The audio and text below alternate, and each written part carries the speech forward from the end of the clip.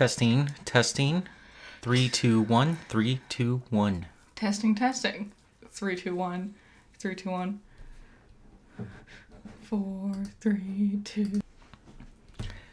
Welcome back, everyone. Yeah. It's Garbage Eggs. It's Garbage Eggs. We don't have a cute little thing for Garbage Eggs. Nah, I didn't want to do the same thing, but just say, it's Garbage Garbage Eggs. Because that feels like we really have no ideas. I'm not gonna lie. The coffee break one is so cringy.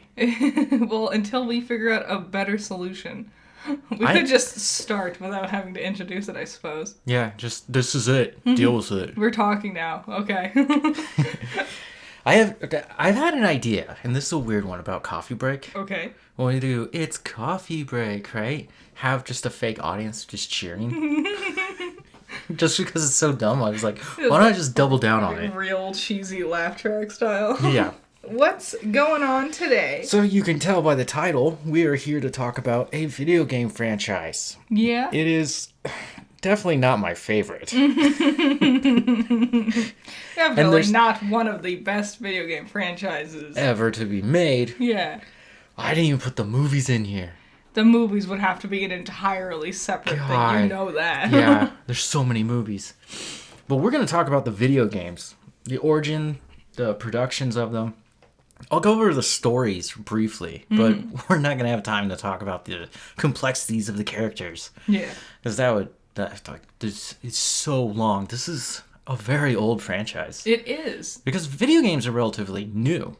I guess. It's like weird to think about the first few games being like in the 80s. Yeah. And stuff. Like, my dad would tell me stories of going to the arcade. Yeah. And that's when he would play video games. Yeah. And I started playing video games with the Nintendo 64. Mm-hmm. And now we have games right on our phones. Yeah. You know? We have games on our phones. I have a PS5. PC, everything.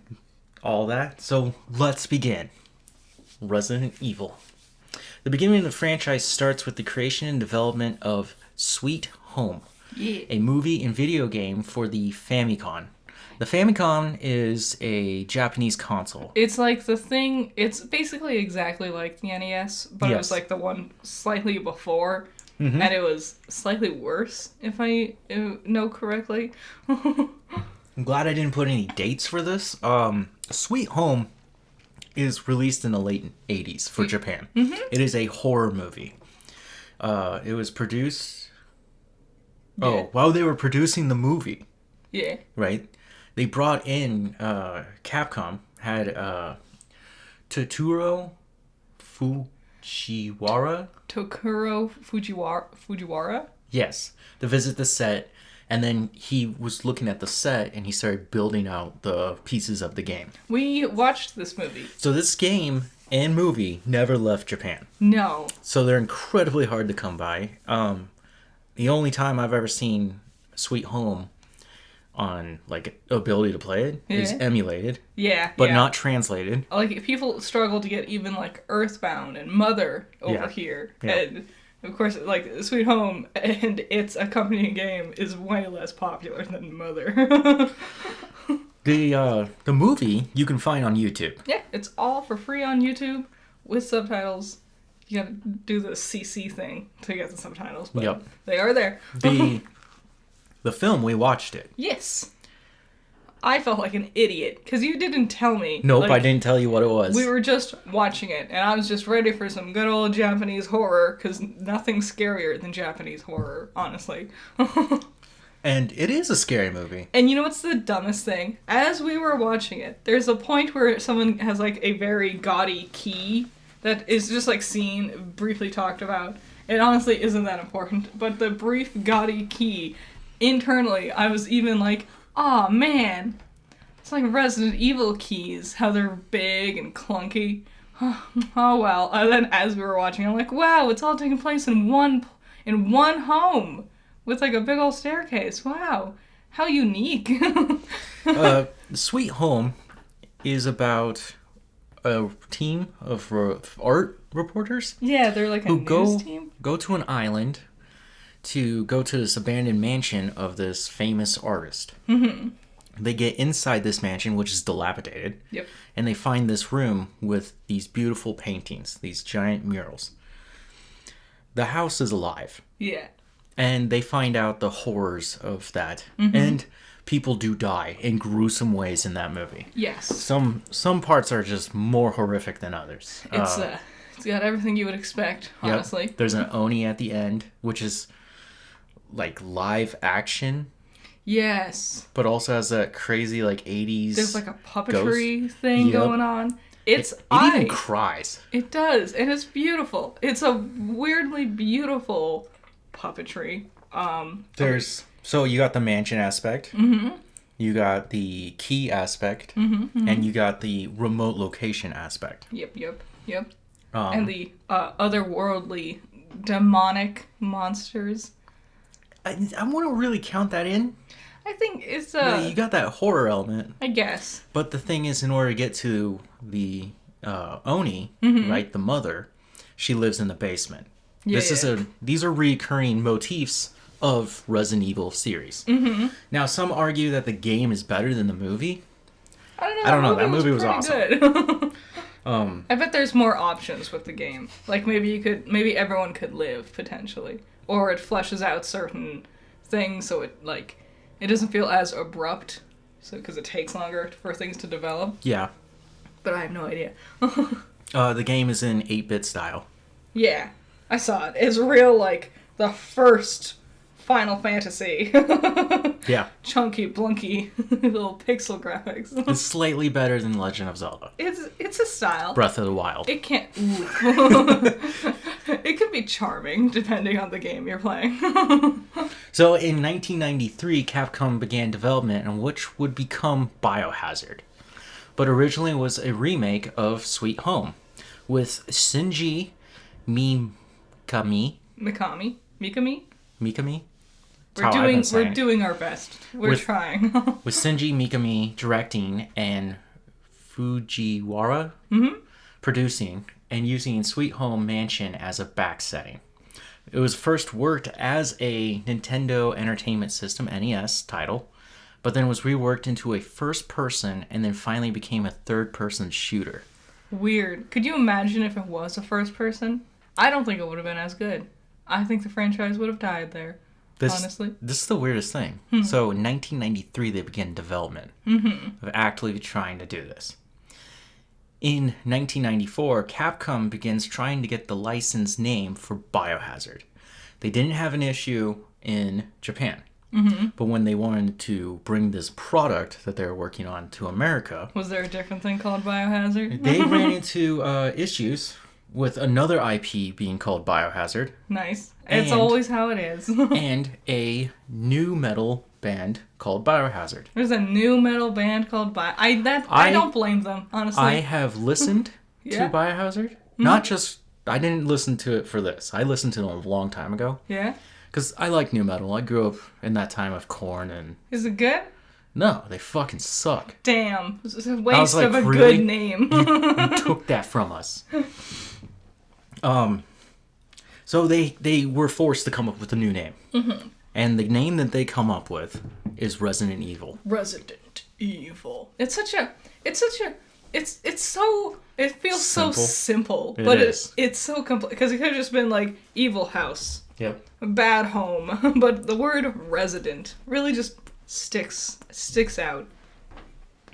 Now the reason why they call it Resident Evil is that basically the residents of this mansion are evil. It is an evil residence. Yeah. It's good. Iconic. Classic. Yep. Stands out. It's still around today. Yeah. And if you look at all the other games down the line, even to current era, it's literally every time our characters get to a spot and the residents of that place, the inhabitants, are evil. Aggressors. Yep. It's pretty smart. So they finally released this game, Resident Evil, in 1997. When did they start? 1993. 4 years. 4 years? That's not... 4 years to rework from Sweet Home to Resident Evil. Well, okay. There was a lot that had to happen, I imagine. Also, technology was not, especially game technology. This was the first one, right? With like Jill, and they had to figure out their classic, iconic tank controls. Yep. Which they didn't do first. Did you know that? Alone in the Dark did it first, technically. Oh, well, that would be a competitor. And they were inspired by it. Because apparently they were having trouble with their third-person thing, but the tank controls made it easier for specifically setting up puzzles, so then you could see all the puzzle pieces that you needed to put together. The interesting thing about Resident Evil 1, 2, 3, Code Veronica, and the remake of 1 and 0 is those tank controls. Yep. And because of camera angles. Yep. It's introduced in the very first Resident Evil, where the camera could be up in a corner, and you could be in a catty corner, and you have to go around it. That's a... So you have limited vision, yet you're still in the same room, and if you go down the hall, the camera will shift on you. It can't. So say there's a zombie coming down the hall, and you back up away from it, the camera angle will change on you, and you won't be able to see that zombie. Which is an interesting level of difficulty. Yes. It's not bad game design, it's a part of the difficulty. It's also hilarious watching people do, like, live-action remakes of the camera switching thing and how your character just, like, shimmies as you try to figure out which direction you're now facing. Yeah. So, the story of Resident Evil is about Raccoon City has a unique police enforcement team called STARS. Forgot what it stands for. STARS. Special teams are really special. STARS. Yep. Beta team has gone down. Yeah. And Alpha team goes in. Woo! Alpha team consists of those that actually matter. Albert Wesker. Yeah. Chris Redfield. Woo! Jill Valentine. Yeah. And Barry. What about Vickers? He's important. Brad Vickers, too. Okay, fuck. Someone has to fly the helicopter. Yeah. They come to the Spencer estate. Estate, not mansion. Estate. There's a difference, technically. There is a difference. I think it's size. Yeah, how much land you own. Yeah. And when they enter, people go missing. Zombies are showing up. Yep. And you're stuck inside the estate, so you start solving puzzles.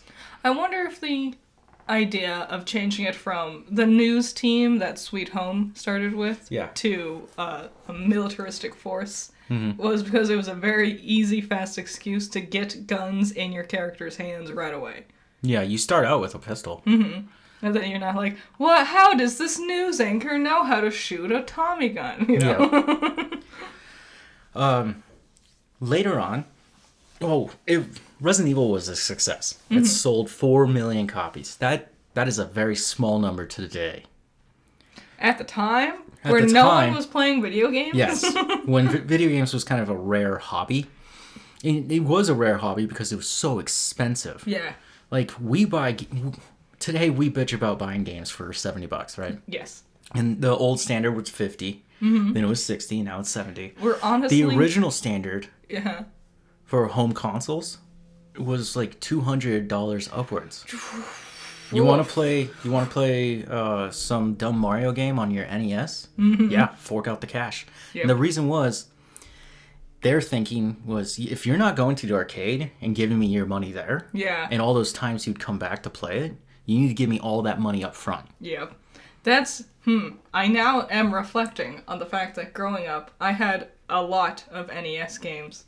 I'm wondering if they were like secondhand things, because I don't think my grandma was able to fork up $200 on the reg to get like 20 different NES games. As video games keep going on their lineage, right? Especially home consoles, the old technology becomes cheaper. And the newer technology becomes more expensive. We'll run into that issue later. So because it's so successful, they decide that they're going to go ahead and make Resident Evil 2 and Resident Evil 3 Nemesis in 1998. Wow, just 1 year later. Yeah. Both games? Yeah. 1 year later? Mm-hmm. They went from taking 4 games to develop the one to 1 year. 4 years to develop the one game. 1998 for 2, 1999 for 3. Code Veronica. Still. That's like boom, boom, boom. One right after the other. Yep. That was 4 consecutive years of just RE goodness. Yep. And Code Veronica in 2000. Now, the story of 2 takes place after the events of The Mansion. Yes. Where STAR's team, who are good guys, Albert Wesker's our main bad guy, and he works for the Umbrella Corporation. The Umbrella Corporation used a virus called the T-Virus to infect other people, which actively kills them and then brings them back to life as mindless freaks. What they were really doing was an application for militarizing monsters. Yes. So then, yep. Hunters, Crimson Heads. Bioweapon. Tyrants. What's her name? The little girl under the mansion. Under the estate. Oh, Lisa Trevor. Lisa. Good old Lisa. I'll talk about Lisa pretty quick here. Does the T come from her last name being Trevor? No. Wow. Never mind then. That's actually really smart. So, T stands for tyrant. So it's just the thing. Alright, I was expecting It's the tyrant virus. A slight, it came from, and then they were like, oh, well, it's T, we'll call them the tyrants. Yep. 2 focuses on a rookie cop named Leon Scott Kennedy. On his first day on the job. Yep. And Chris Redfield's sister, Claire. What an interesting choice to have a sequel that has almost nothing to do with the prequel, with the first one. Yeah. That's weird. Like, imagine if, Mario comes out. Ooh, boy, I love my little plumber dude in his overalls. And here for the second one, here's Tim. Tim is not related to Mario, but he knows a guy who's related to Mario. Yep. We're gonna do Tim's adventure now. It's the same thing, but completely different cast. It's also weird to introduce, because when you start out 1, you got Chris and Jill, who are your playable characters. And they know how to use guns. Yeah. They also are ready for action. Yes. Leon's a rookie. It's his first day, like he said. Yeah. So he has to learn as he goes, which kind of makes his story a little more fun. And then Claire, knows how to defend herself, but she's not a cop. Nope, she is not. She's the first non-cop character. Yes. Her job is... Doesn't she, ride motorcycles or something? Yeah, she's a biker girl, yeah. Yeah. Oh, that's not her job? That's not her job. Oh, I thought she did. I thought that's what she did. She helps out charities and organizations that do... That's her job? Yeah, that's her thing. That's her whole job? Okay. You sure. never notice that every time she shows up? I guess... She's there on, business for some organization. That's so funny. I thought her job was her hobby, and I thought her hobby was her job. The reason why she's in Raccoon is looking for Chris, because he goes missing after the events of the first game. Mm-hmm. So once again, just like the first game, we have a male and female. Mm-hmm. You can also, when you choose each character, you go on different paths. Yes. You will cross over and meet each other every now and then. But the stories are a little different. That's something I really love about the Resident Evil franchise, is the idea, the intention, is that you learn how to play it faster and faster each time. Yes. Like you're fighting to beat your own score. And so both games are, all the games are rather short, but the idea is that you would have these different playthroughs, so it's slightly different each time. The weird thing about this is you're supposed to beat these games, even all the way up to 8, in 3 hours or less. Yeah. You're supposed to run right through it. Which honestly, that's nice. You know? As someone who, I love RPGs, you know, big long stories, 70 plus hours dedicated to developing these characters. But also, can I just get it in on a weekend? Yeah. A good old Pokemon Snap style, just play it to be done. fun for a while, but I don't need to worry about coming back to the story. Yep. Resident Evil 2 ends with Leon, Claire, and Sherry Williams. Woo!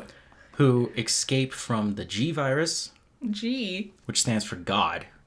Oh, so they really fucking jumped the shark right off the bat. The idea was the Tyrant virus. The virus is tyrannical to your nervous system. Mm. Well, the God virus does the same thing, but you have control over it. The defining feature between the two of them is, if you look at the G virus monsters, they usually have giant eyes in their arms. Yeah, that'd be a pretty poor side effect, I'd say. And then there's another side effect where they're incestuous. Yeah, they've seemed to quietly cut that part out of it. Like, they don't talk about it anymore. It wasn't in the remake or the movie. It's in the first animated movie. But not Welcome to Raccoon City. They just like, kid, let's just take this. Yeah. And we just don't need to do that anymore. That was weird that we chose to do that in the first place. There's a weird, iffy moment in the original Resident Evil 2 where Birkin Williams, her dad, Sherry Williams' dad, infects himself with the G virus to get back at Wesker. Because Wesker is infected with the T virus. Yeah. But Wesker has control of it. Because Wesker is not a human. What the hell? But I'm not going to talk too much about that. I was gonna say something. His first name is Birkin? Is it William Birkin and Sherry Birkin?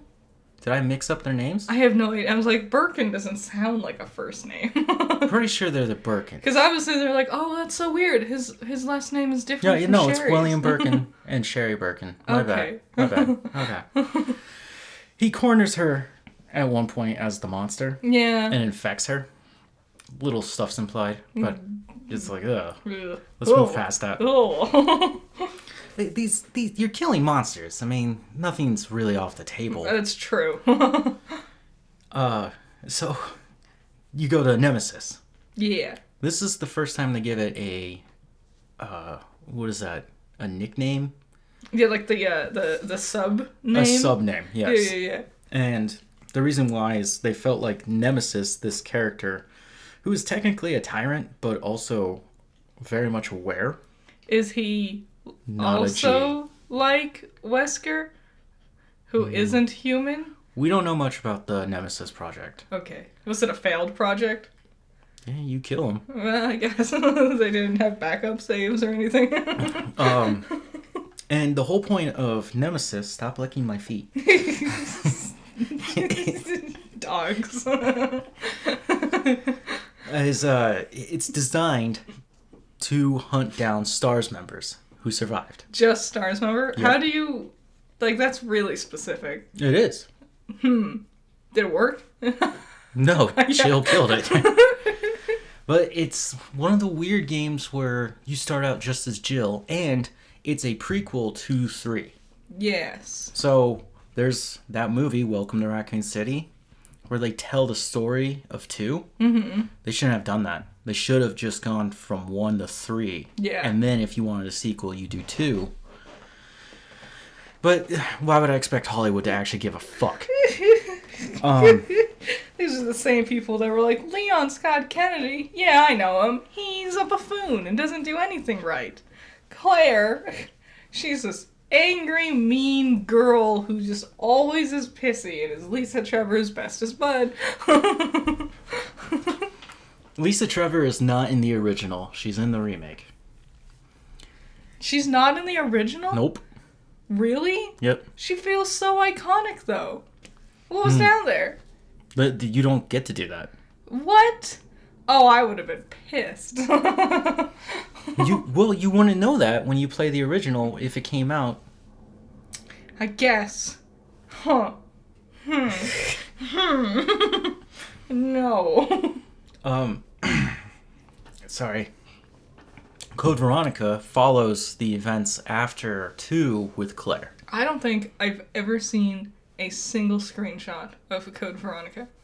So there are fans that are dedicated to it. Mm-hmm. And then there are fans who just don't care. Is it called Resident Evil Code Veronica? Or is it just called Code Veronica? It's Resident Evil Code Veronica. Okay. They would later come back and redo it, and it'll be called Code Veronica X. See, how would I know it's part of the Resident Evil franchise if it doesn't have Resident Evil on it somewhere? It's Resident Evil Code Veronica. Dumb. Who's Veronica? She is kind of like a killer queen bee. Oh yeah, it's gross. Does this make a V virus? No, it's virus. It's the Code Veronica virus. I know. There's so many different viruses, bro. They had a pattern. It immediately abandoned it. Yep. That story follows Claire going to Europe to find Chris. She still hasn't found him. She's just killing Umbrella agents. They finally capture her and take her to Rockfort Island. Okay. Where it's also an Umbrella facility that got taken over by monsters. Damn. It keeps happening, guys. Umbrella, I'm sensing a pattern here. Yeah, the whole thing backfired on Umbrella. At some point, you lose control of Claire, and she's taken to Antarctica. Oh. As you do. So then, Chris shows up in Antarctica. What? And you play as Chris, and you save Claire, and you go off to fight Wesker. Nice. Hell yeah. Is that when he's a boulder punching asshole, or is that in 6? That's 5. Damn. But this begins that real feud between the two of them. I love that boulder punching asshole. So was 3 the first time you didn't have 2 options of who you played as? Not until halfway through the game, just like Code Veronica. Weird. Was it Carlos? Carlos, yes, it was 3. I like that guy. I wish he came back. Did he die? No, he's still alive. It's implied that he died. Damn. Nope. If no body, then he's not dead. I don't think he even leaves with Jill. I think he stays and goes back to help out his comrades. Oh yeah, and she gets on that helicopter. Yep. Yeah. It's hard to dodge a nuke, I guess. Get behind the barrel. Stop. I know who dodged a nuke. Indiana Jones. We get Resident Evil 9. If you play Joker, and it just starts with a fridge in the middle of a wasteland, and it bursts open, and Carlos comes out, and he's like, "I've done it." If you play Joker, in which there's a scene in the Joker where Joaquin Phoenix just pulls all the shelves out and just hides in the fridge, yeah, which I call playing Joker. Yeah. You might actually survive a nuclear explosion. This is the logic of Hollywood, duh. They've proven it, actually. They did it on Mythbusters. Depending on the fridge. Yeah, if it's lead lined. Yeah, and you have to be able to, seal it properly. But if you do, you could potentially live. Or suffocate. Or in Indiana Jones' case, where he got propelled miles away, and it smacks the earth a few times. And then he just pops out I'm fine. Yeah. No, every impact would have just messed him up. Just breaking bones all the way down. So, okay. Eventually Capcom would come to remake the first game in 2002, along with releasing Resident Evil 0. Would the remake be more iconic than the original, you'd say? Yes. Nice. Seeing as how Lisa Trevor isn't in the original, I would agree. The remake, right, it began in 2001, which is crazy. Damn. They released it 1 year after. That's crazy that they were just on top of this. They had it and they just hit the ground running and did not stop. Mikami was directing it. It started with 4 guys in a room working on this thing. They decided they wanted to make it cinematic. They wanted to bring in 3D rendered models, Yep. pre-rendered backgrounds. Makes sense. And the ability to play with light. You were almost a Jill sandwich. Okay. One of the famous lines said there. Yes. This is not the first time they would remake one. Yeah. In fact, they've made it multiple times. In 2006, they remade the original. Basically, they took the original and ported it to the DS and called it Deadly Science. Get it? Wow. DS? Wow. Deadly? There was. S. I am Silence. so disgusted. How many games did that? Like there was a. I don't remember what it's called, but it's a game where you're playing as like a doctor, and it was like the thing again. The initials were DS. Like his name was like Derek Stim or whatever. I don't know. Here they use the DS touchpad ability, where you would enter certain rooms, and you would have these weird sequences where like zombies or Cerberuses, which are the dogs. The zombie dogs are called Cerberus, named after the three-headed dog of Tartarus. Yes. In Greek mythology. Yes. Also, there's zombie sharks. I just wanted to bring this up. Zombie sharks are called Neptunes. Yep. After the Roman god. The frogs are called glimmers because their eyes glimmer underwater. Yep. Or the birds would come at you, right? Okay. And you use this touchpad ability to slash your knife around wildly in the world. Really just fuck up your screen. Yep. And what I would do is I played this game, and I loved it. This is the first time I really beat the game. Wow. And I would just swing all over the place until I got the kill. Yep. And I was like, yes. Nice. It was... and I would walk out barely alive. I'm sure there's a strategy, but I don't know it. And this flail maneuver is getting the job done. I was 12 when that game came out, so... The thing that ruined my DS touchscreen was making puffins in Pokemon Diamond and Pearl. Nice. Scrape, scrape, scrape, scrape, scrape, scrape, scrape. Why doesn't my touchscreen work very good anymore? Scrape, scrape, scrape, scrape, scrape, scrape, scrape. Scrape harder, duh. As I turn it off and I look at it in the light, and I'm like, ooh. So the remake of Resident Evil... it's the one that's still around today. You can buy it for your console or PC. It's been ported 100 times. Yep. I have multiple copies of that game. It's beautiful. It's scary. You attempted a playthrough recently, I and got, you were gonna 20 minutes in? You were gonna do a no save playthrough, and if you got to the part where Barry was supposed to stop you from being a Jill sandwich, and I became a Jill sandwich. I was like, oh my god, why didn't he open the door? Isn't that a thing that can happen? Sometimes he just doesn't do it right? I think I didn't do it right. Damn. I think that's user error. Whoops. Guess that's what the save buttons are for. Yep. True. Boop. God, they also wanted to come back and update the game because they felt like it was not good enough for its time being. How? It was great, though. When it first came out. But even that it aged poorly. The remake is good. I guess, yeah. Those blocky, chunky graphics and stuff. They added in Lisa Trevor. Yeah. They added in a lot more storytelling, a lot more enemies, more locations. The notes you find lying around that explain everything. Well, I guess now at this point that they had 3 games under their belt. 4, because Code Veronica.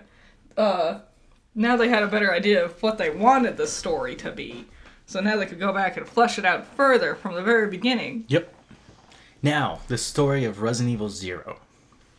It begins back in 1998. Is this a mega prequel that's supposed to go in front of all of them? Yes, so 0 does take place the night before the first game. Do we meet the beta team? Yes, it is about the beta team. What? Bravo. Whatever. Bravo. I did call them beta earlier. I don't remember. Bravo. It stars Rebecca Chambers. I love her. She's the best. She's so cute. And a convict for murdering and abandoning his post in war. Oh. Billy Cohen. Okay. You basically battle your way through. It's another estate. I don't know. Billy's name is not one that's clicking in me. So does he come back? No. Oh, does he die? The thing is, you survive. You make it through the night and the sun rises and you get out to the forest, right? Mm-hmm. And they part ways and Rebecca goes to the Spencer estate, right? And Billy just goes off into the forest. The thing is, the reason why Stars showed up there in the first place, Bravo was there for Billy. Alpha was there because they kept getting reports of dogs like attacking and eating people, and people eating people. And they're like, "So this is a problem." Maybe we should look into that one. I don't think these are bath salts. It's probably nothing. So they go in. You basically watch all of Bravo team die. Damn. That's a bummer. I guess I won't get attached to any of them then. Then you are introduced to Marcus, who is the scientist who created the T-virus. And what he did is he took he made the Progenerator virus. Woo! The Progenerator won't be talked about until Resident Evil 5. But the Progenerator, he decided to put it into leeches. And when he was assassinated by Wesker, the leeches latched onto him and created his godly form. He's a giant leech monster. What a weird decision. Let's be honest. I'm gonna put it in a leech. Watch this. But they're bloodsuckers. I get it. There are other bloodsuckers. Mosquitoes. Bats. Bats. Is it too soon to do bats? I feel like it might be. I'm gonna make Batman. He's just that one weird kid that's like, no, I like leeches. You're weird, Marcus. Marcus likes leeches. And then he grew up and he's like, I'll show them all. So, 1998. They began working on this. And eventually, they're like, let's put it on the Nintendo 64. Because the cartridges became cheap. They did. Because it's not the next form of technology. It's the CD-ROM. Nintendo has literally always been behind in terms of what the consoles were capable of. Never once has Nintendo been ahead. So there's a weird story there about the cartridge. And I think I've said it before on Coffee Break. But I find it interesting because this... If you want to believe in multiverses, this is definitely one of those splits. Where Nintendo wanted to make a new console. And Sony was like, hey, I know. We want to work with you. And they're like, yeah, let's do this. And Sony was like, we got CD-ROMs. And Nintendo and they play good. Was like, no, I don't like that. Well, Nintendo was like, yeah, let's do it. And then Philips, you know, the guys who do like your tools and your house products. Notorious. Your light bulbs. You know that name for one specific thing, I'm betting. They come in and go, hey, Nintendo, we can cut the price in half or something like that. Make it cheaper if you did it with us and you used our cartridges. And so Nintendo went, Sony, we're done. We're not doing this. And Sony was like, what the fuck? And we literally made you this thing, and it's called the PlayStation. And Nintendo was like, I don't want that. That's stupid. Nintendo then went on to make the notoriously worst Zelda games with Philips CDI. Yep. And that was the beginning of their partnership right there. Yep. And Sony was so pissed. They were like, fuck it. We're going to create this console to smash and destroy Nintendo. That is the true purpose of the PlayStation. And they succeeded. They did. Tenfold. Not only did they smash and destroy Nintendo, but they've smashed and destroyed anyone else who's dared step in their way. Xbox. I will say, with the N64 cartridges, something aesthetically about them, real pleasing. Like the look, the chonkiness, the clunk as you get it in there, the way it looks sticking out, it is an aesthetically very nice look for a game and a console to look at, not to play. Especially with that alien-ass controller. But looking at it, wow! That's, yeah, the controller... The Nintendo 64 is just a weird console. There are so many things that I don't understand. One of the things they wanted to use with the 64 and Zero was the pack. Do you remember that attachment to the controller? Yes. They wanted to use it because you can put in extra saves, right? Yeah. They wanted to use that as like a backup way to help the game play itself. Which makes no fucking sense. It was called the Donkey Kong game, Donkey Kong 64. I own it. Never played it, because I didn't have an expansion pack. And it's too big to play on just the N64 alone, so you need the expansion pack. Yeah. So... That was their whole idea with it. That was such a detriment to the gaming experience. Yeah, when you can't play your game. There were other cool packs. There was the Rumble pack, obviously. There was one really neat one that my great-grandmother had, where you could attach it and you would plug in your Game Boy games. I had that one too. And then it plays on the TV, and it always comes with a nifty little border on the side, because it's now in a different aspect ratio. I used mine for Pokemon Stadium. Yes. Yes. Yeah. So I could bring them my Pokemon and play them on the big screen. Which was always wacky. It's so cool. You can still do that today. You can. Nintendo, Game You just Freak, don't need a dumb attachment. Game Freak has not changed much, let's be honest. No. They may throw different glitzy, glammy things at you, but in its core, Pokemon's the same, which I appreciate. Well, in this game, you make sandwiches, okay? You were almost a Jill sandwich. See, I've brought it back around. It's annoying people now. It's my favorite. I knew that quote before I even knew anything about Resident Evil. So they realize the game doesn't work, and they're like, crap. And you can look this up. You can actually find footage of it on the 64. Mm-hmm. You can find images of it if you wanted to. It's weird just to look at it. But what comes after the 64? The GameCube. The GameCube. The handheld systems are separate from the home consoles. I never know, because sometimes people are like, yeah, this is included in our list of things, and other times it's like, no, this needs its own separate list. And so I'm like, I don't know. When you look at Nintendo and little bits of Sony, you need to look at what the home console is and what the handheld is. Because the lifeline of Nintendo's handhelds goes all the way to now. It's funny that those two things became like one. A circle. That Venn diagram became one. It's weird. It's almost like they switched it up. Boo! Boo! Shut the fuck up. Shut up. No. Tell me about Resident Evil. Okay.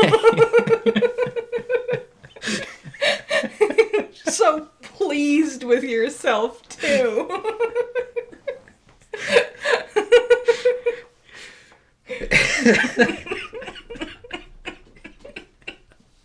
Dumb. So dumb. So they go to the GameCube, which now is using discs. Mm-hmm. But they have those tiny little discs, but they were able to fit the whole game on it. They were tiny. They were. That was weird. They're half the size of a normal disc. Why? They also don't fit in anything else because they had...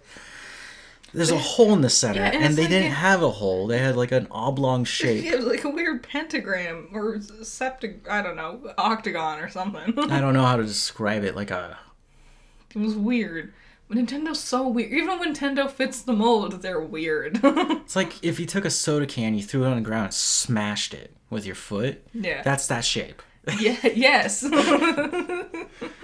And then you throw that in there and slap down the top and not too hard. As it boots up. As it roars itself awake. And you're like, oh god, is this the day? I might have left it on too long when I was trying to get Mewtwo and Smash Bros. Melee. Because even though the discs were tiny, the cavity that the disc sat in were like the size of a normal disc. So I was always sitting there like, what if it just like goes flying off?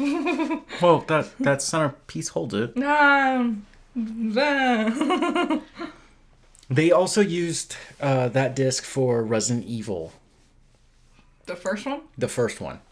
These games are so big and those discs are so tiny, it took 2 discs. Ooh. Discacies, if you were proper. Not good. PlayStation was doing that back in the day. Yeah, for PlayStation. Like Final Fantasy. Well, during the time of the GameCube was the PS2. Yeah. Which I think is the greatest selling console. I think it was. Until the PS3. I think the Wii. No, the PS3 beat out the Wii. I don't know. I don't remember. It changes. So, there was another weird thing they added. Because you have Billy and Rebecca, they don't go on separate paths. Do you pick... So you can play as Billy and then swap over to Rebecca in a heartbeat. Oh, okay. Okay? And then the purpose of that is if you are one and the other one's following you, it's an AI.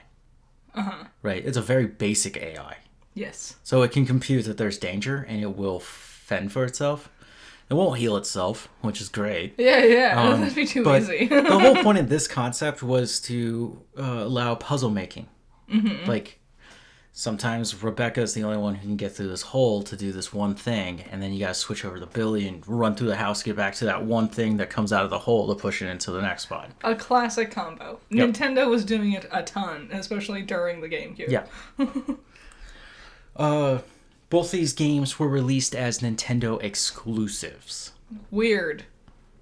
Interesting. They are now for purchase on anything else, but there was a time where they had a contract with just Nintendo.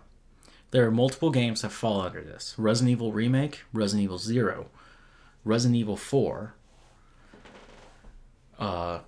Darkside, and Umbrella Chronicles. That's a lot of games. That's a lot of games. Yes. Why did they and have... Mercenaries 3D. Why do they have such a long contract with them? It was just something that Nintendo wanted. They wanted exclusives. I guess Because they take forever to make a fucking exclusive. that's true. And they've, remake the same 4 games over and over again? You want Metroid Prime again? $40? Let's go. You want another Kirby game? We can make them really quickly because there's no story. And if we just half-ass on our story, then we can pump out the gameplay really quickly. That's the CEO's problem. Yes. A problem that persists today. Now, it took years of planning and patiently waiting for us to finally get the remakes of Resident Evil 2, 3, and 4. But there's a long gap. Yes. And that gap is because Mikami wanted to focus on other things. He wanted to do 2 right away, but he kept having to push it off. What did he focus on instead? Like different games, or it's still Resident Evil stuff? He was still working with Capcom. I think he's still there. He might have retired. I don't know. Have any of them retired? Has any of the video game legends retired yet? Some pass away. That's not retirement. Okay, well, these are non-canonical spin-offs of Resident Evil.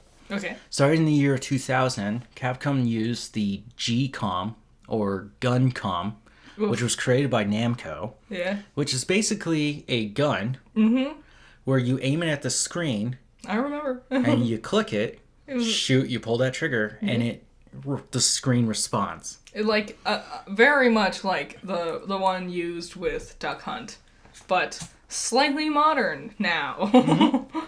Basically, they just made it a little better. That technology is still used in everything we use today. VR is using it. Yeah. It's still being updated and still used. It just doesn't look like it's shaped like a gun anymore. Yep. Survivor is the first Resident Evil to actually use first person. Wow, it took that long? Yep. And it's a spin-off. Crazy. Now, this game, it did good enough to get 2 sequels. Okay. Right? The next one is Survivor 2, Code Veronica. What? No, you can't just slap Code Veronica on it again. That's gonna make it even more confusing. Code Veronica was made for Survivor 2, Code Veronica. You see? is made for the arcade. And the month it came out, it was awarded the most dedicated arcade game of the month. Which I was like, that's not really an award. It's like when you go to like indie films and on their Wikipedia, they're like accomplishments, and it's like a billion things, but it's all just like was filmed at, was shown at this festival, was shown at this festival. I'm like, just because you put it in a festival, that's not an accomplishment. Yeah. Anyone can do that. The next sequel is Resident Evil Dead Aim in 2003. Dead Aim. That is actually cool. That's a good one. So Dead Aim was made for the PS2. Ooh.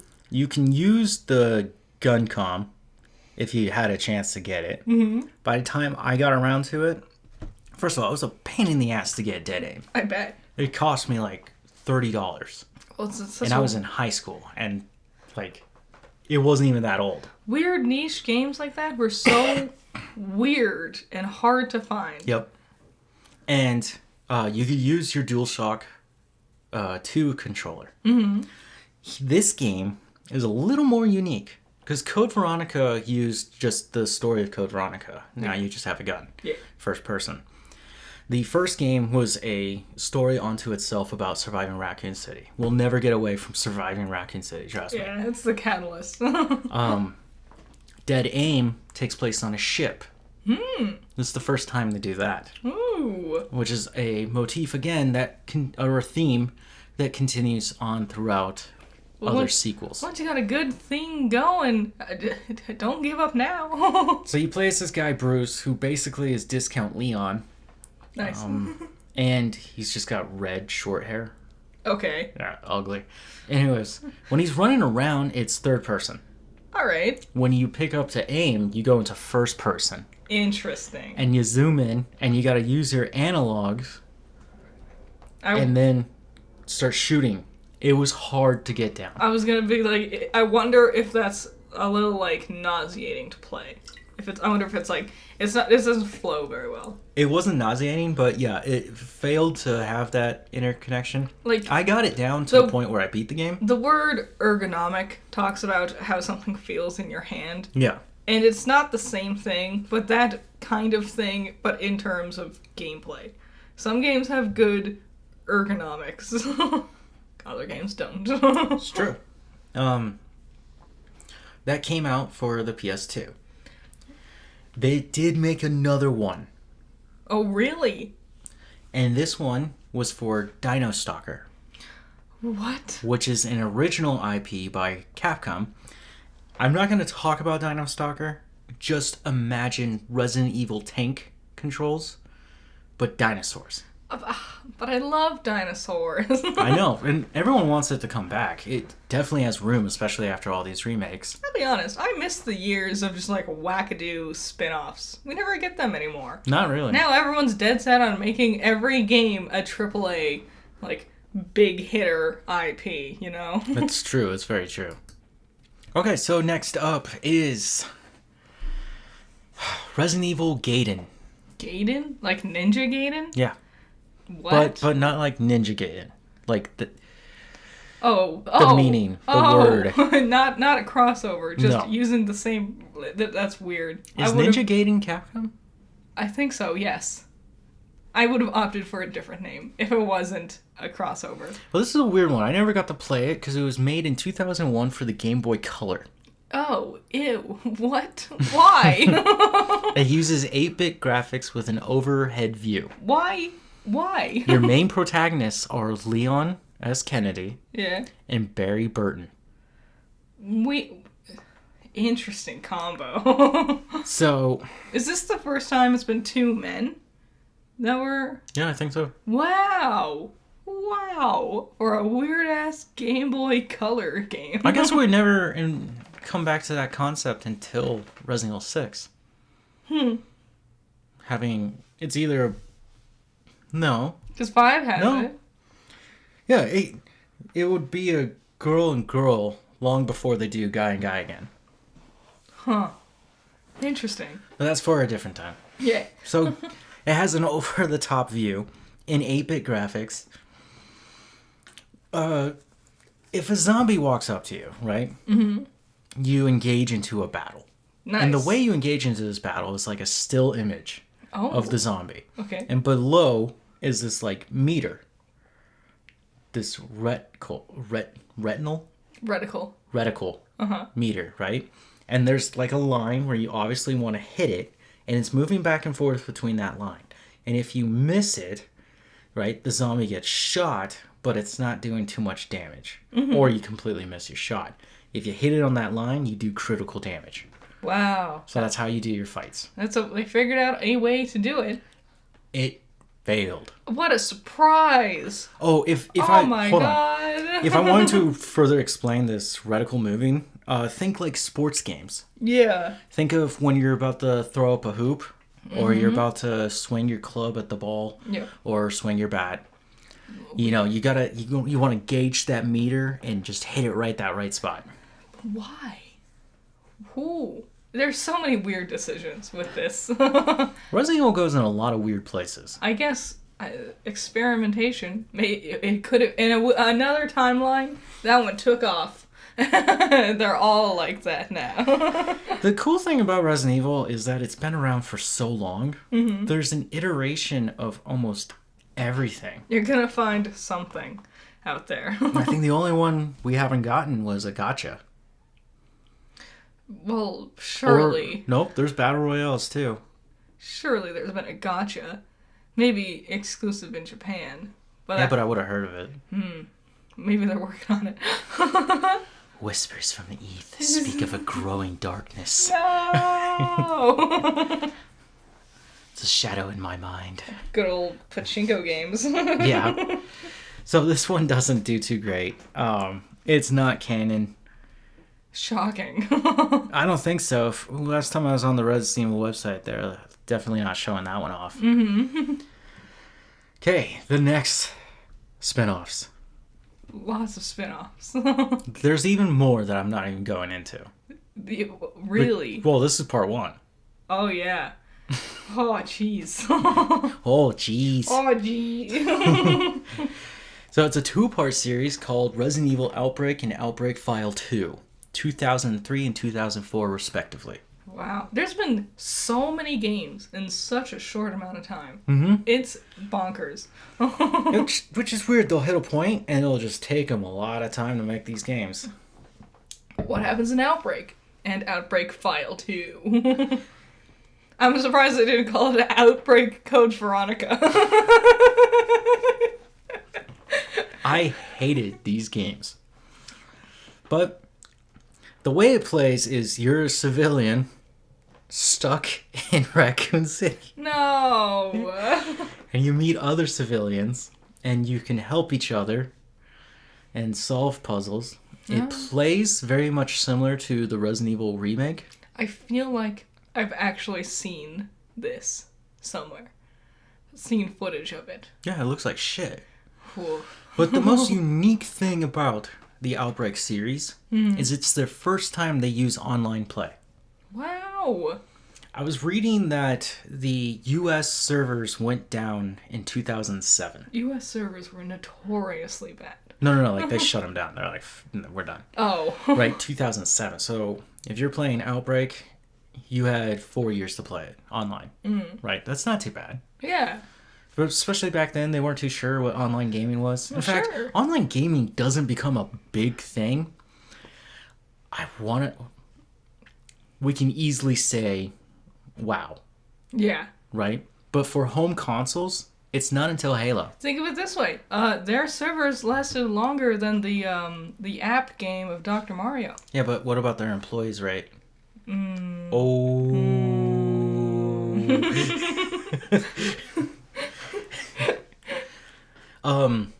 So that was really interesting. Both of them play very much the same. I wonder how they made a second one. Like, would you not release the first one to see if it does well, and then release the second? You know what's crazy? You think you're done with Raccoon City in the first one? Yeah.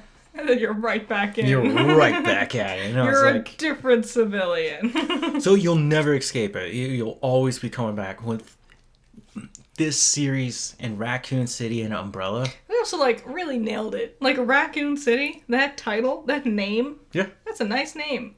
You gonna waste it? It's like that shark thing. You gonna waste it once you figure it out? Oh, we're on a boat? That's a cool idea. Let's do that some more, you know? Oh, yeah. Raccoon City, that sounds great. Let's do that more. So, I know what you guys are thinking. Uh-huh. Rambo. Mm-hmm. There's still more to say. There's a lot more to say. And we are finally here. Yeah? This is what it all boils down to. Why I wanted to do this and why I'm going to tell you this story and end it here. And that's why it's part 1. Mm-hmm. Because there's a lot more beyond it. There's way much more. I'm having fun writing these. It's just stressful going through it all. Mm-hmm. I'm mixing up their names. There's a lot out there, you know? Yeah.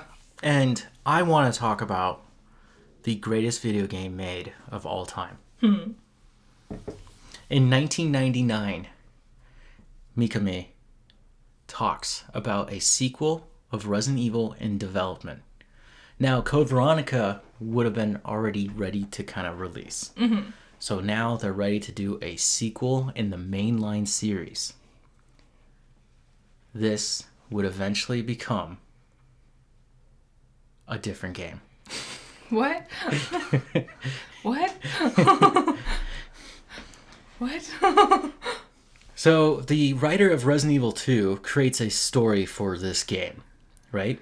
Based on a director, Hideki Kamiya? Hideki Kamiya. Hideki Kamiya, okay?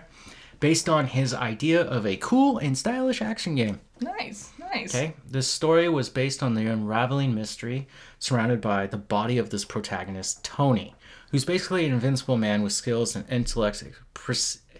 He's smarter than everybody, he's cooler than everybody, he's faster than everybody. He's the best. He's a superhuman, around. and he doesn't know what's going on. So you're going to play in this game where you're almost invulnerable to everything, but you're fighting your way through all these monsters that try and unravel the mystery of who you really are. Okay. They got rid of the fixed angle camera and decided to have a more dynamic camera. Dynamic meaning you would use your right analog stick to kind of move the camera around. Okay. Okay, more of a proper action third-person game. So you can look around and see your enemies. Yep. Now, the team that was working on it, they went to the United Kingdom, España, and took photographs of the structures there. Very Gothic cathedrals, the stones. Beautiful places. To understand all the architecture and how they built things out. A classic thing. A lot of people do. They kept building this game. And the problem was how cool this guy was. Tony was so cool. That is a problem. I was like, this sounds like it'd be more... like it would work better as a movie. Because as a game, if you're invincible... what's the point? Yeah. You know? That's true. And they were like, this doesn't really fit with Resident Evil. It's not a proper sequel to the survival horror stuff we've been doing. Right? And so they finally decided, we're just not going to do Resident Evil. Okay. We're going to make this its own thing. What was it? It's called Devil May Cry. Oh. And Tony is...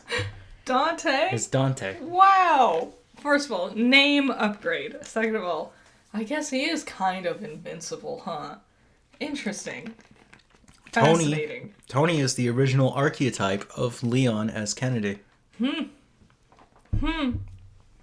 What an interesting Now, 7 ways to get to somewhere. If you didn't know that, you gotta realize Devil May Cry is Resident Evil 4.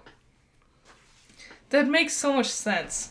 Especially the architecture thing. Now that I think about it, Yep. that makes a lot of sense, actually. They definitely, like, you can see where they, like... Did Capcom make it? Yeah. Huh. It's another original IP by them. Wow. Now, keep in mind that architectural style will come back. Yes. Okay. And that cool and stylish kind of idea will come back. With Bayonetta. True. Bayonetta is Now, very obviously inspired. Devil May Cry is actually one of 4 iterations that never became Resident Evil 4 as we know it today. What's the other 3? So, glad you asked. Well, if I look at my notes. I was listening to old, like not stand-up guys, but late night talk show guys. Oh, yeah. And they're like interviewing someone, and they're like, "Well, why did you decide to go with this?" And then the guy they're interviewing is like, "Well, I'm glad you asked because," and it's like, You were gonna say it regardless. Yeah, like just fucking just get past it. Yeah. What a douchey thing to say. Well, I'm glad you asked. It probably started out as like, wow, he's so douchey, he's hot. You know, like imagine Humphrey Bogart like being like, I'm glad you asked. Wow. I would have been like, I'm gonna slap that little pencil mustache right the fuck off your face. Shout out to anyone who knows who Humphrey Bogart is. True. I gotta be honest. I think that is a few number. So Devil May Cry comes out in 2001. Yeah. The other versions of Resident Evil 4 were all scrapped. One's called The Fog. Okay. One's called The Hooked Man. Oh. And one's called The Hallucination. Okay. I see. I get it. So The Fog. The fog involved a black mist that the player could not fight but had to flee from. Okay. Leon was now the main character, and he was in a castle fighting against Umbrella. Interesting. There was also a featured female character, which they've never stated her name, but the guy who was going to make this game said it was not Ashley. A fog being stuck in a castle is a lot like the Sweet Home beginnings of the franchise. Especially the fog thing. Just replace fog with shadows. You know? Like I've been saying, pay attention to these details because these things come back. Mm-hmm. Like that Progenerator virus thing that he puts in leeches, which is like, what the fuck are you doing? That Progenerator. You fucking weirdo with your weird fucking leeches. Who's got the fetish for the leeches? Somebody's blood sucking around here. Who decided leeches? What was it called? Bloodletting. Yeah. Remember, they would. That was a thing. They would. And in the medieval times, and some people still do it. Yeah. If you're sick, they'll allow leeches onto your body to suck your blood as if that's going to cure you. Because they thought the sickness was in your blood. So if you got rid of enough of your blood, you would get rid of the sickness. Yep, and die. Well, that was the tricky part. Because they're like, why are you getting dead? It doesn't make sense. Sometimes they just use a knife. Like if they didn't have bleach, they would just like cut you on your arm. Yep. And have you just bleed for a while. Yeah. Pretty nasty. Yeah. So I've seen only a picture of this mist. I've also seen concept art of it. This seems like this has definitely been a thing that has been utilized in other stories, without a doubt. Yeah. I think of Adventure Quest. It had the red fog, the red mist, or whatever. Yeah. You know, same thing. The Hooked Man saw Leon once again. So they figured out Leon right away. They have been homing in Survivor, the first game. Mm-hmm. Right? That gun game? Yeah. The main character doesn't know why he's at this like Umbrella facility, right? Mm-hmm. And at some point he finally remembers, because he had like a crash impact, that Leon sent him. Mm-hmm. In Code Veronica, Claire sends out an email to tell to Leon to tell Chris. Oh, okay. Yeah, it's really convoluted. So they really... Yet, Chris and Leon, who are their main protagonists, do not ever meet until Resident Evil 6. And when they meet, it's hostile. Well, I would imagine. They're both soldiers, and they're trained to, like, not trust anybody. Chris is a soldier. Leon's a different kind of soldier. He's a special agent. So special. It's a first day on the job. Flip your hair and talk to that girl again, buddy. Where'd everybody go? Bingo! I love how actually dumb they are. Leon's not stupid, far from it. He's a very smart individual, but he has this, like, a weird way of going about things. So the thing about Leon is Mikami has described him as more brawn than brains. Which is weird because I never got that out of 4. No. When you play 4, he has definitely brawn. That kick is gnarly. Yeah, the way I thought of it was he's just all id. You know, he's smart. He thinks he is intelligence, but he just goes entirely off of emotion when it comes to decision making or going about what he's doing. It's not emotion. He's just sarcastic. No, just like his other things too. Like smaller details, like especially in like the RE2 remake, you see like just a big emotion, doing it this way because that's what my heart says, type guy. Yeah. Okay. So the Hooked Man saw him fighting paranormal monsters. Okay, fun. The Hooked Man himself was an apparition. You can find actual gameplay and demo that they showed off at an E3 of this. That was the crazy thing about E3 back then, is they would just show you shit that would, like half the time, not even become the thing down the line. That's true. And they figured this one out. It was the over-the-shoulder third-person view. Nice. Good. Makes sense.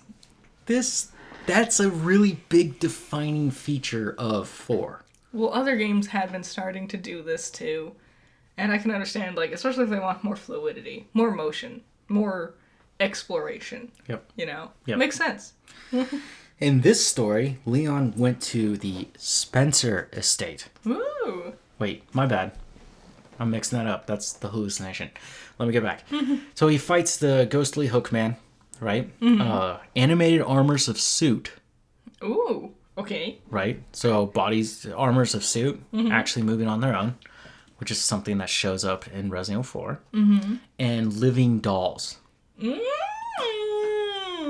which shows up in Resident Evil 8. Is that my girl over there? Yep. Donna and her doll. Again, you can find it online. Hallucination was basically only a story concept. Okay. So, like we're getting ready for a game. Here's an idea. So they had a director and writer attached. And the concept was Leon, again, they're dead set on Leon. But Leon would be going to the Spencer estate, right? To kill Spencer. He's the guy who started Umbrella. He killed off everybody else. He's also the father of Wesker. And father is in quotations, I'm guessing. and the father of Alex Wesker. Alex? His sister. He has a sister? Gotta wait for part 2. When did this happen? I have known about this franchise for a long time. I have looked into Wesker specifically. I have never known he had a sister. Yeah, he's got a sister. Oh, what? Again, gotta wait for part 2. Oh, We haven't gotten there yet. damn. Now, while Leon's going through the estate, in the lab below, a little girl wakes up. And there's a Cerberus, and her and the Cerberus make their way up through the estate. Oh, that'd be cool. They're both looking for answers. That'd be actually dope, honestly. The problem with it was they decided it's going to cost way too much money. So they never began any actual groundwork. Damn. That sounds... I would love it if they returned to that concept, because someone who has control of a bioweapon, a Cerberus would be an iconic one to go with. Alice! Alice? From the live action? Oh, does she do that? Mm-hmm. No! No, those movies are bad, and that bitch is a bad actress. No. Also, the Red Queen and the White Queen. The Red Queen and White Queen. They're from the movies. I don't care about those movies. They're bad. Damn. There was the one guy. He was in the third one. No. Yes. The second one. The second animated movie. Which one was that one? Degeneration? Damnation. Damnation. That guy. He could control them. He was cool. He lived. He lived all the way to the end. That's because they had to rip the parasite out of his spine. He didn't walk anymore, but he lived. But he was happy to roll into school that day. Yeah, I believe it was church. Oh, I thought it was school. I guess it was bells in a tall building. You could interpret it anyway. There was children everywhere. I guess. Let's just be happy he can't walk. He became a teacher. That's what I saw from that character. The revolutionary. No, I thought he was a teacher, and then he had to become... We'll talk about it later. We'll figure it out. To be continued. Yeah, right there next to Alex. So, after these failed attempts to fly, Mikami went, God damn it, I will control this myself. And he took over as director. Nice. He decided he's going to shift from horror survival to action. This apparently bummed out the team, where they are reported as being depressed and hard to motivate. That's so sad. He then decided that he was going to write the story himself. Mm-hmm. And he wrote it in 3 weeks. Damn, really powering through it. He powered right through it. I mean, people have done, like, that makes sense. He also decided to shift away from Umbrella. Okay. And he created a new type of enemy.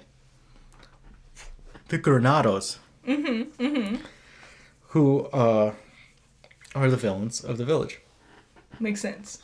And they have a cult and all this. But yeah, they're the Granados. It feels rather Silent Hill-ish, gonna say. Specifically that movie that we watched, the Silent Hill movie. It reminds me of that. The culty nature of it. Oh, yeah. Yeah. I mean, after a while, these all take inspiration from each other. Like we said in the very beginning, they were inspired with the tank controls of Alone in the Dark, you know?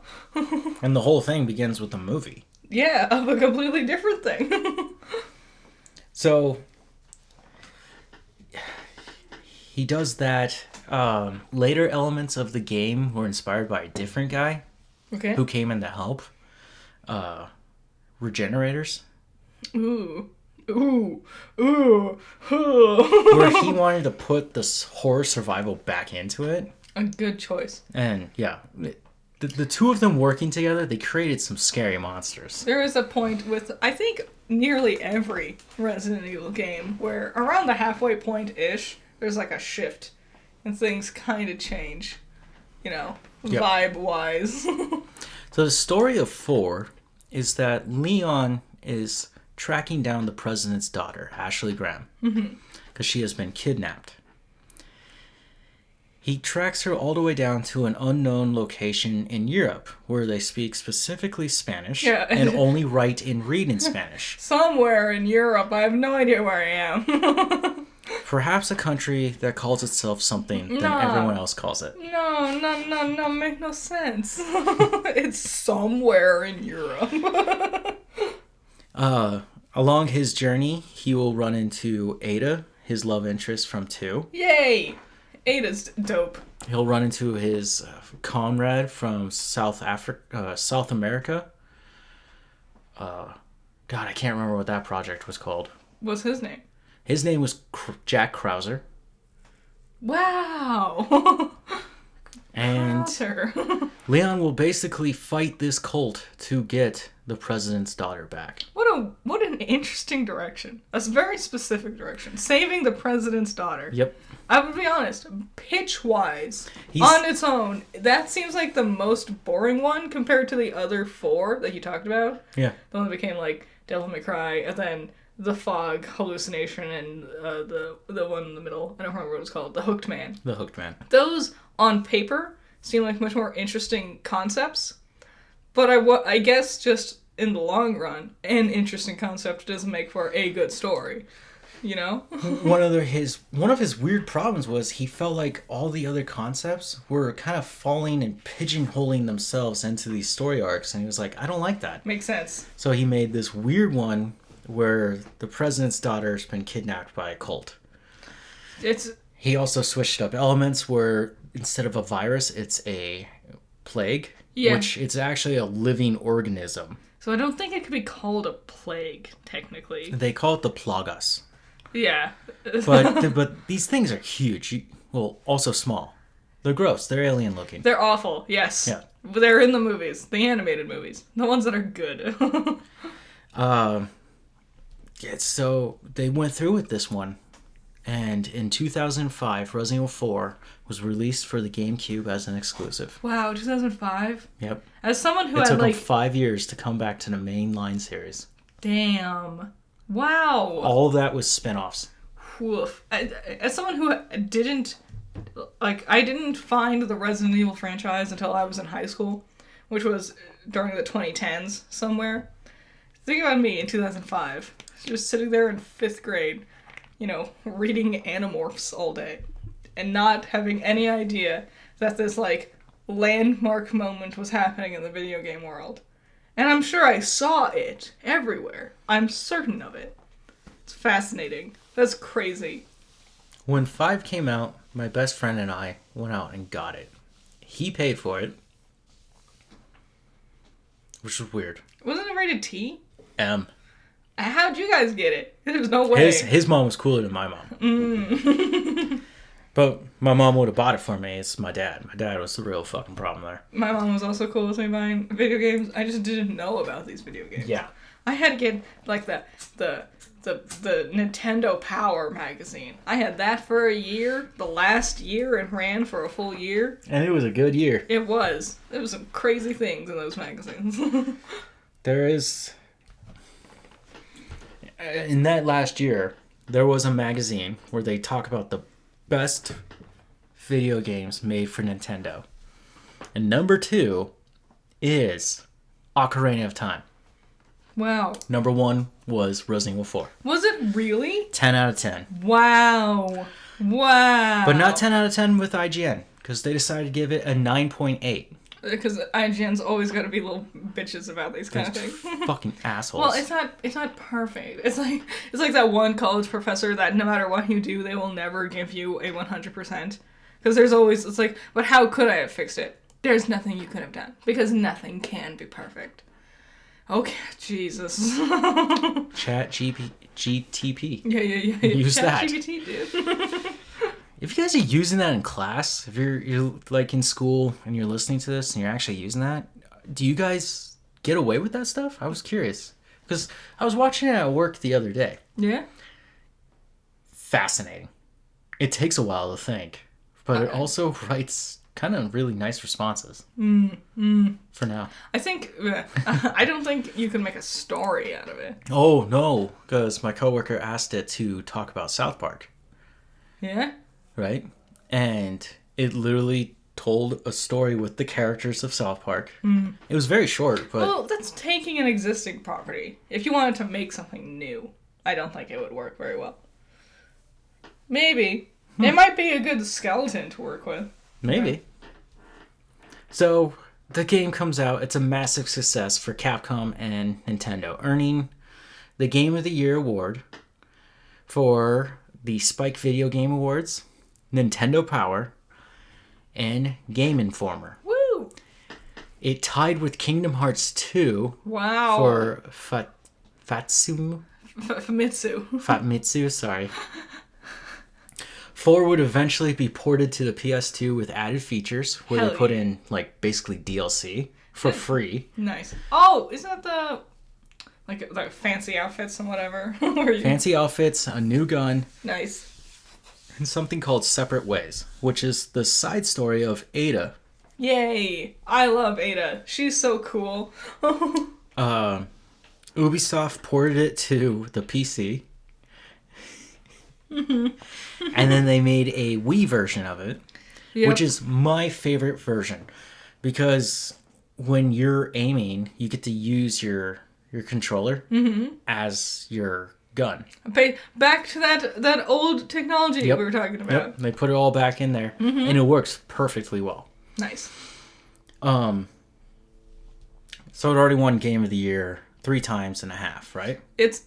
I hope those game developers that were depressed while making it felt better after it got such good reception. In 2021, they remade it for the VR. And it won Best VR Game of the Year. Hooray! It holds the record for best-selling horror survival game by the Guinness Book of World Records. Really? I might be able to argue with that one, but that's a part 2 thing. Because 5 is considered the highest selling. Really? Yes. But 7.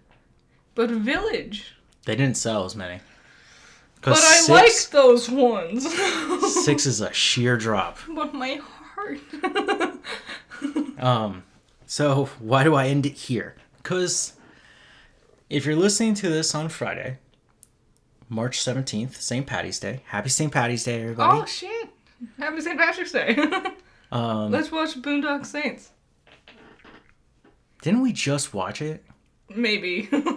We could watch something else. Okay. Want to watch Lord of the Rings again? Jesus Christ. It would make sense, though. March 24th of 2023, Resident Evil 4 Remake will be released. Currently, of recording this, there is a demo called the Chainsaw Demo. Yeah. It is such an upgrade and such a love letter to the original. It's I knew where to go. gorgeous. It's beautiful. I knew where to go. In my heart, this is my favorite game of all time. Fuck you, Breath of the Wild. You got nothing on this. You will never have replayability like this. I literally can't imagine what you must be feeling. This would be like if they made like a super awesome, like high def, souped up remake of Banjo-Kazooie. You know, I can't imagine how you feel. See, that's what I'm feeling. Yeah. That feeling you can never obtain. I got to feel it last night. Damn. My heart lives on the And N64. And I woke up this morning, I went to work, and all I could think was, that was so good. I just want to play that again. This sounds like such a stupid nerd thing to say. I love the way the trees look. It's so pretty. Look at all the leaves and things. That RE engine is working time and a half, man. Overtime, overhaul.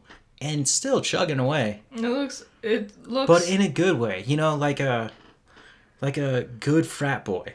And the best part, it ends at the end of the tutorial, I suppose. I knew if they ever made a demo of it, I was like, this is the piece that you would put it in. It was Dr. Salvador is there. Yep, chainsaw guy. And Leon. Hooked man. He does it. He says it. He does the line. Yep. He says the thing. Where'd everybody go? Bingo. We'll deal with the Castilians, where we'll see Leon go CJ Castle, where armored suits will be animated. We will constantly deal with the thought of evil residents, weird keys. Yes. Puzzle solving. We'll find the president's daughter. Male and female playability. And just scary fucking monsters all the way, buddy. I'm legitimately super excited. No, I am very excited too. I have purposefully tried to ignore Resident Evil 4, waiting for this moment. I know, like, general things about it, but I've purposefully ignored big aspects of it, just for this moment. I could tell you the whole story of 4, but for those who are so excited about the game just like I am, let's not. And I'm excited for this to be a whole new sweep of people falling in love with this game all over again. New people finding this. Yes. That's the one thing I'm so excited for that. Like, I'm excited for them. Yeah. One day, perhaps in a week, I might run into like a 10-year-old kid. It's a hypothetical, so leave me alone here. Yeah. I'm leaving them alone, trust me. But they might be like, Resident Evil 4 is like the coolest game ever. I'll be like, hey, dude. Fuck yeah. Hell yeah. On my scooter, and I scooter away.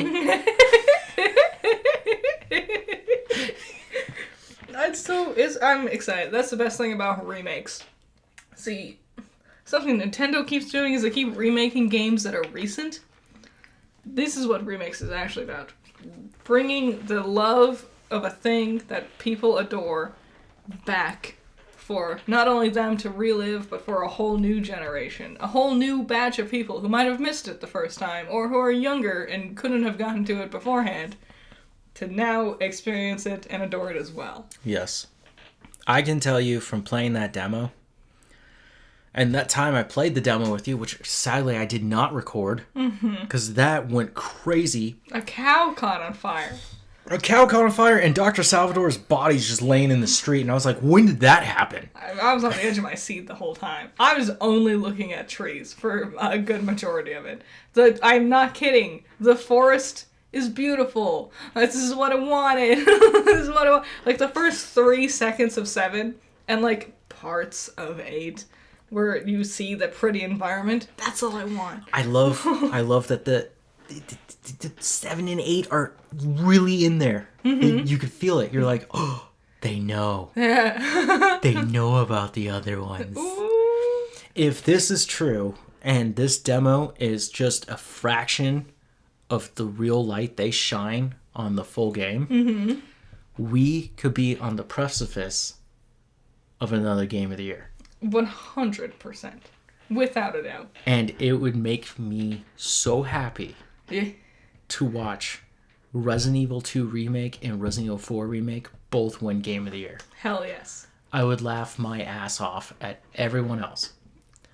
Because this is not my favorite franchise. There's no way I care about it. Well, so we've seen that Leon is not only just a reoccurring character, but one that they have actively tried to continually come back to over the years.